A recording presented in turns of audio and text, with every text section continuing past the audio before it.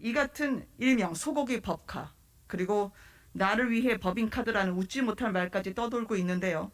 이 업무 추진비 감사를 맡고 있는 것이 경기도 감사관실입니다. 이대로 두셔도 된다고 생각합니까?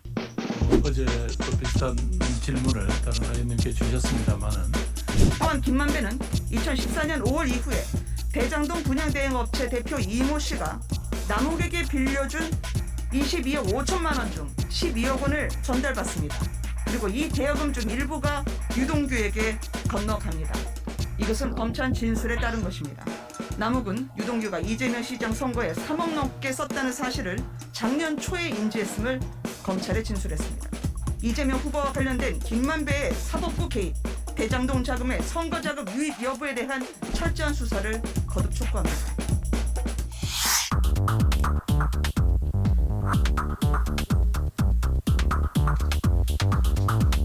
네, 경기도 성남 분당갑의 김은혜 의원입니다.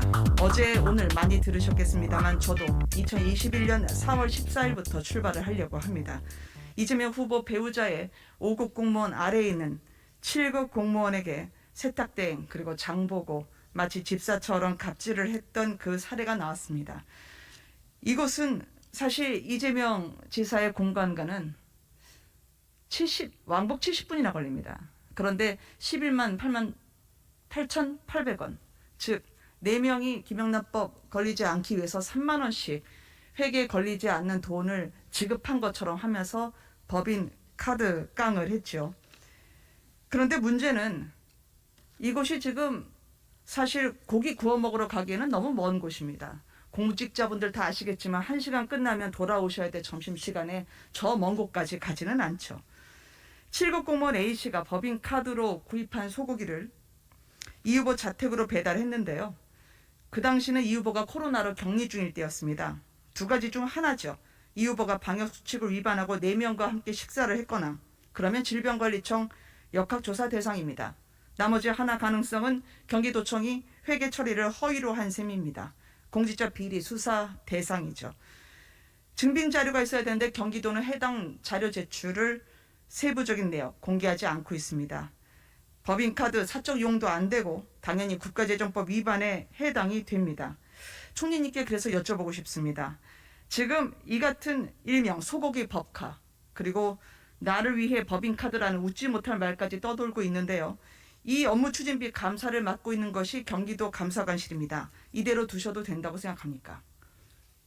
예, 의원님 뭐 어제 또 비슷한 질문을 다른 의원님께 주셨습니다만은 지금 제가 이제 여기 뭐 정부를 대표해서 와 있는 셈인데 여기서 지금 한 달밖에 남지 않은 대선 후보 또 그 가족에 관한 이야기에 대해서 뭐라고 의견을 내는 수가 없지 않겠습니까?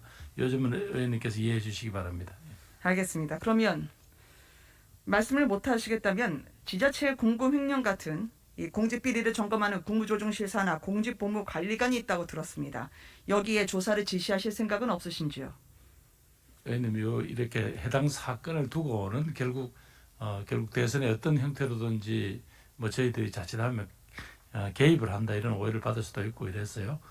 전체적으로 우리 정부 마지막까지 공직자들이 긴장을 늦추지 않고 네. 잘 마무리할 수 있도록 하는 그런 주의를 환기하는 그런 조치를 하겠습니다만 어제 오늘 이 같은 사안에 대해서 총리께서는 지속적으로 대선 후보와 관련해서는 언급을 어렵다고 하셨는데요. 하나 이 사례를 전해드리고 싶습니다. 이재명 후보 부인 김혜경 씨의 대리 처방과 관련해서도 일관된 입장을 밝히셨습니다. 그런데 말이죠. 불과 5년 전에 2016년 11월에 보면 당시에 박근혜 대통령의 대리 처방 문제가 언론에 보도되자 5일이 지나자마자 16일 보건복지부가 긴급 대리 처방 의혹 조사에 들어갔습니다. 현재 대통령에 대해서도 정부가 조사를 하는데 이번 사건에서는 최초 보도 이후 열흘이 지나도록 아무 조치가 이루어지지 않고 있습니다. 임기 말 대통령보다 미래 권력이 더 어려우신 겁니까?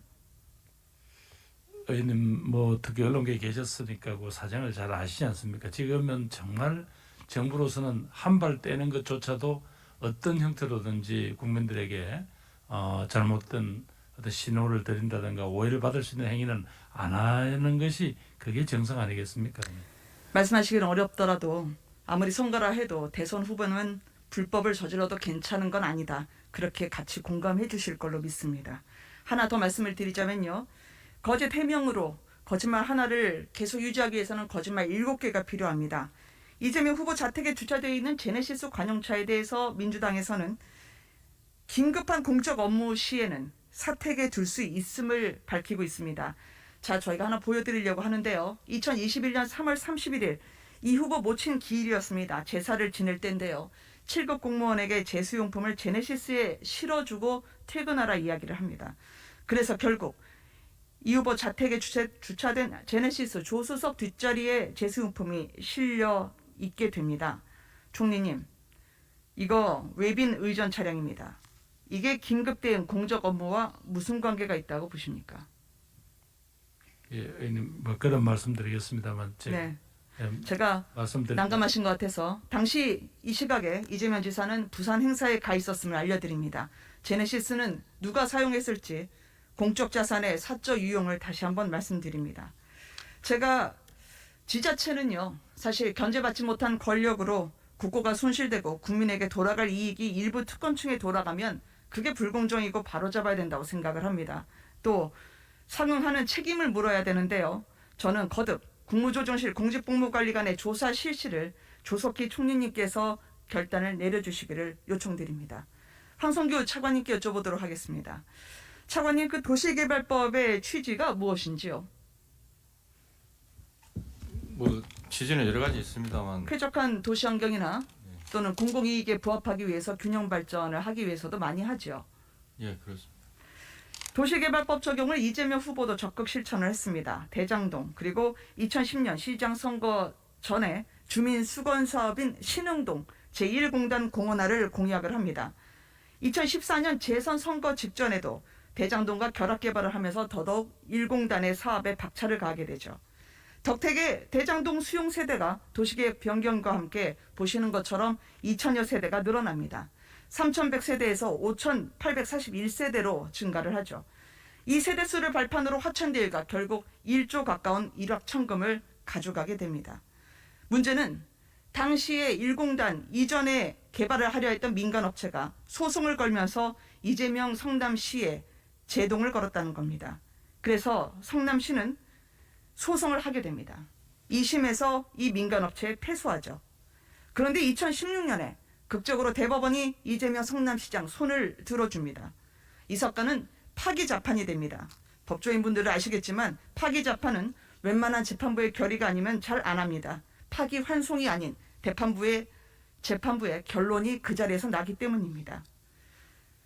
총리님, 행안부 장관으로서 아마 버닝썬 사건 수사보고까지 중요한 사안은 개통을 밟아 총장과 장관에게 보고됨을 알고 계실 거라 생각합니다. 그런데 저는 최근에 대장동 수사 과정에서 검찰이 여러 중요한 진술을 받았음에도 은폐하는 부실 수사를 했다는 제보를 받았습니다. 검찰 수사를 받을 당시에 남욱은 이렇게 진술을 했습니다. 김만배가 성남 1공단 공원화를 반대하는 시행사가 있기 때문에 그 성남시를 상대로 한 소송에서 내가 도와줬다. 그래서 자신이 힘을 써서 대법원에 성남시에 승소가 가능하게 됐다. 남욱이 이를 김만배로부터 직접 들었다면서 검찰에 진술했음을 제가 확인했습니다. 결국 이재명 시장을 도와줬다는 김만배의 취지였죠. 또한 김만배는 2014년 5월 이후에 대장동 분양대행업체 대표 이모 씨가 남욱에게 빌려준 22억 5천만 원 중 12억 원을 전달받습니다. 그리고 이 대여금 중 일부가 유동규에게 건너갑니다. 이것은 검찰 진술에 따른 것입니다. 남욱은 유동규가 이재명 시장 선거에 3억 넘게 썼다는 사실을 작년 초에 인지했음을 검찰에 진술했습니다. 이 같은 주요 사항은 파급력을 감안해서 즉시 장관의 보고됨은 물론 관련자에 대한 철저한 수사로 이어져야 한다는 것이 제 상식적 판단입니다. 그런데 어찌된 일인지 검찰에서 혐의자와 관련자, 증인과 혐의 사실에 대한 대대적인 수사가 이루어졌다는 이야기를 들어보지 못했습니다. 총리님, 저는 이같이 두 가지 중대 의혹에 대해서 법무부 장관 그리고 검찰총장이 엄중한 수사 지시를 내려야 한다고 생각합니다. 동의하시는지요? 예, 의원님 이게 평시였다면 의원님께서 주장하시는 바에 대해서 여러 가지 뭐 검토도 하겠습니다. 할 수 있겠습니다만은 지금 불과 한 달 앞선 대선 앞두고 있는 일이고 그게 지금 의원님께서 말씀하셨다시피 특정 후보하고 관련된 문제를 저희가 어떻게 뭐라고 답변을 드릴 수 있겠습니까? 예. 총리님 지금 말씀하신 건 상당히 심각한 발언으로 간주될 수 있습니다. 선거를 위해서는 불법도 용인이 될 수 있다는 말씀이신가요? 그런 취지가 아니라 후보자와 모든 후보는 법 앞에 그리고 만민이 평등함을 공정하게 적용받아야 된다고 생각합니다. 어떤 후보가 대선 후보라는 이유로 법 앞에서 불공정하게 또는 편파적으로 특혜를 받고 있다면 국민들이 이 선거를 어떻게 받아들일까요? 그런 부분까지 의원님 주장하시는 부분까지 국민들께서 판단하시지 않겠습니까? 저는 법무부 장관 검찰총장은 대장동 수사에 그 진상규명의 의지를 보이지 않았기 때문에 총리께서 나셔서 법무부 장관에게 철저한 수사를 지시하셔야 된다고 생각을 합니다. 그리고 총리님께서 선거에 대한 민감한 사안을 들어서 이같이 헌법 정신과 법치와 그리고 상권 분립에 대해서 국민들에게 상식 이상의 말씀을 해주시는 것은 유감입니다. 대장동 피의자들의 주요 진술을 묻혀두고 비리 의혹을 방치하는 게 이 정부가 지향한 검찰 개혁이라고 전 생각하고 싶지 않습니다. 힘 있는 자의 불법 의혹에 대한 중립은 불공정의 다른 이름이라고 알고 있습니다. 공공에게 기속되어야 할 권리와 예산이 사적으로 유용된 것, 대장동이나 이재명 후보 배우자의 불법 갑질 논란은 그래서 다르지 않다고 생각합니다. 국민으로부터 부여받은 권력과 자금을 자신을 위해 썼다면 이건 법과 원칙에 따라 대선 시기와 관계없이 엄중히 책임을 물어야 될 사안입니다. 총리님, 저는 총리실 차원의 이재명 후보자 배우자의 공금 횡령 여부 조사, 또 나머지 제가 제기했던 두 가지 의혹, 이재명 후보와 관련된 김만배의 사법부 개입, 대장동 자금의 선거 자금 유입 여부에 대한 철저한 수사를 거듭 촉구합니다. 말씀하시겠습니까? 의원님 뭐 아까하고 같은 입장입니다. 이해해 주십시오. 예. 질의 마치겠습니다.